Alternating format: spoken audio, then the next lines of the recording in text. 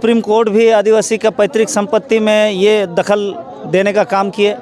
दूसरी बात क्या है कि झारखंड ये मूलतः आदिवासी बहुल राज्य है और आदिवासी बहुल राज्य होते हुए भी यहीं पर आप नगड़ी जैसे खेतीहर ज़मीन को लूटे जा रहे हैं। सिरमटोली सरना स्थल को भी आपका छेड़छाड़ किया गया, धार्मिक स्थल को। अब इसके बाद यहाँ पर ना आपका ज़मीन बच रहे हैं, आप पिछले सरकार का आप गाली तो दे रहे हैं, ऐसा कानून वह लागू होने नहीं दे रहा।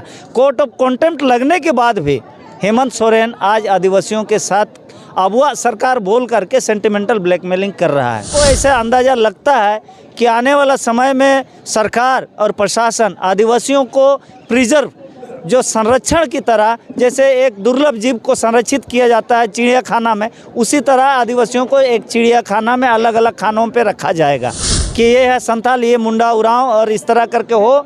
ये जनजाति समाज है, जनजाति समुदाय है और इनका खान पान ऐसे है, कोई बाहर से विदेश से आएंगे, कोई चना फेंकेगा, कोई केला फेंकेगा, कोई बादाम फेंकेगा। आंदोलन का आगाज है। ये सरकार ये खतरे की घंटी इसको समझे और यदि सरकार नहीं चेते तो इसका परिणाम नेपाल की तरह हो सकता है। नेपाल में जिस तरह सरकार को दौड़ा दौड़ा के मारा, यहाँ के जनता और युवा लोग, छात्र लोग, आज नौकरी नहीं मिल रहा, रोजगार नहीं मिल रहा, ज़मीन है लेकिन हम बेरोजगार हैं, हम भीख मांग रहे हैं, मेरे लोग बाहर पलायन कर रहे हैं, सरकार के पास कोई योजना नहीं है। जो है आदिवासी महादरबार का आयोजन किया गया था और इस दरबार का मूल मकसद क्या था, क्योंकि अगर हम झारखंड के विभिन्न जिलों की बात करते हैं तो 24 जिला के जो आदिवासी समाज थे वो यहाँ पर इकट्ठा हुए थे। दादा, यहाँ पर आज जो आदिवासी महादरबार का आयोजन किया गया था, क्या था उसका मूल मकसद? क्योंकि संथाल परगना के अलावे जो पूरे झारखंड के जितने भी जिला हैं, सभी जिला से आदिवासी समाज यहाँ पर इकट्ठा हुए थे।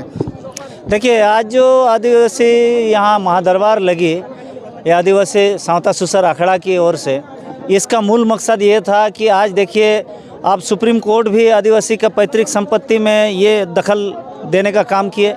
दूसरी बात क्या है कि झारखंड ये मूलतः आदिवासी बहुल राज्य है और आदिवासी बहुल राज्य होते हुए भी यहीं पर आप नगड़ी जैसे खेतीहर ज़मीन को लूटे जा रहे हैं। सिरमटोली सरना स्थल को भी आपका छेड़छाड़ किया गया, धार्मिक स्थल को। अब इसके बाद यहाँ पर ना आपका ज़मीन बच रहे हैं, आप पिछले सरकार का आप गाली तो दे रहे हैं, ना लैंड बैंक रद्द कर रहा है, ना आदिवासियों को जो आप न्यायिक अधिकार और मौलिक अधिकार जो देने वाला था, 16,000 ग्राम सभाओं को जो आपका एक न्यायिक अधिकार मिल रहा था, जिससे आर्थिक और सामाजिक जो सशक्तिकरण का एक माध्यम बनता, पैसा कानून वह लागू होने नहीं दे रहा। कोर्ट ऑफ कंटेम्प्ट लगने के बाद भी हेमंत सोरेन आज आदिवासियों के साथ अबुआ सरकार बोल करके सेंटिमेंटल ब्लैकमेलिंग कर रहा है। इसका हम लोग पूरे भारत के संथालों को हम लोग एक मैसेज देने जा रहे हैं कि हमें नेपाल की तरह जगना होगा। नेपाल की तरह यदि नहीं जगे तो आने वाला दिन में हमारा आदिवासियों का हाल बहुत बुरा होने वाला है। हो सके हम लोग को ऐसा अंदाज़ा लगता है कि आने वाला समय में सरकार और प्रशासन आदिवासियों को प्रिजर्व जो संरक्षण की तरह, जैसे एक दुर्लभ जीव को संरक्षित किया जाता है चिड़ियाखाना में, उसी तरह आदिवासियों को एक चिड़ियाखाना में अलग अलग खानों पे रखा जाएगा कि ये है संथाल, ये मुंडा उरांव और इस तरह करके हो। ये जनजाति समाज है, जनजाति समुदाय है और इनका खान पान ऐसे है, कोई बाहर से विदेश से आएंगे, कोई चना फेंकेगा, कोई केला फेंकेगा, कोई बादाम फेंकेगा। तो इस तरह करके ये यहाँ के ब्यूरोक्रेट्स और ये पूंजीपति लोग प्लान किए हुए हैं। हम लोग उसी से बचने के लिए एक महादरबार का आयोजन किए थे। दादा, जिस प्रकार से ये पूरे राज्य की पहचान आदिवासियों से है और आदिवासियों की स्थिति जिस प्रकार से जो है धीरे धीरे कहीं ना कहीं बदलाव देखने को मिल रहा है, चाहे वो डेमोग्राफी को लेकर हो, चाहे वो उनके पैतृक संपत्ति हड़पने के मामले को लेकर हो, कई ऐसे बिंदु को लेकर आज जो है चर्चा की। तो क्या लगता है कि यदि आपके समाज आज के कार्यक्रम के बाद से अगर वो जागरूक नहीं होते हैं तो ये जो आज की बैठक आगे जन आंदोलन की रूप लेगा? जी जी, बिल्कुल बिल्कुल। आज का यह एक कार्यक्रम में ये आंदोलन का आगाज है। ये सरकार ये खतरे की घंटी इसको समझे और यदि सरकार नहीं चेते तो इसका परिणाम नेपाल की तरह हो सकता है। नेपाल में जिस तरह सरकार को दौड़ा दौड़ा के मारा, यहाँ के जनता और युवा लोग, छात्र लोग, आज नौकरी नहीं मिल रहा, रोजगार नहीं मिल रहा, जमीन है लेकिन हम बेरोजगार हैं, हम भीख मांग रहे हैं, मेरे लोग बाहर पलायन कर रहे हैं, सरकार के पास कोई योजना नहीं है। क्या कर रहा है सरकार? उल्टा यहाँ जमीन, मेरा खेती हर जमीन को लूट रहा है। एवं विकास के नाम से तो बरसों कई सदियों से आदिवासियों को लूटा जमीन, लेकिन आदिवासी का विकास क्यों नहीं हो रहा? क्या ब्यूरोक्रेट्स के पास ये बोला ब्लूप्रिंट है? नहीं है। क्या सरकार के पास ऐसे ब्लूप्रिंट है?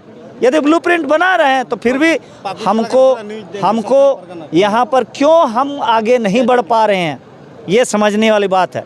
इसलिए हम लोग काफ़ी नाराज है। ये अबुआ सरकार बोल करके हमको सेंटिमेंटल, ये भावनात्मक रूप से हमको ब्लैकमेल कर रहा है। ये हेमंत सोरेन ये उसके पिताजी के राह पर नहीं चल रहा, ये पूंजीपतियों के राह पर चल रहा।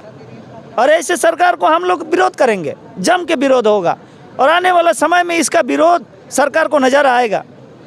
दादा, आज पैसा एक्ट को लेकर भी चर्चा हुई। क्या पैसा एक्ट लागू होने से क्या यहाँ के स्थानीय जो आदिवासी हैं या फिर झारखंड के जो अन्य जाति के लोग हैं, क्या उनको कितना फ़ायदा होगा?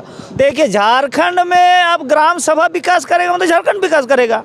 अब ग्राम सभा में नॉट ओनली ये आदिवासी रहता है, यहाँ गैर आदिवासी भी साथ में रहते हैं, तो गैर आदिवासी का भी विकास होगा। जब आदिवासी का विकास होगा तो सबका विकास होगा।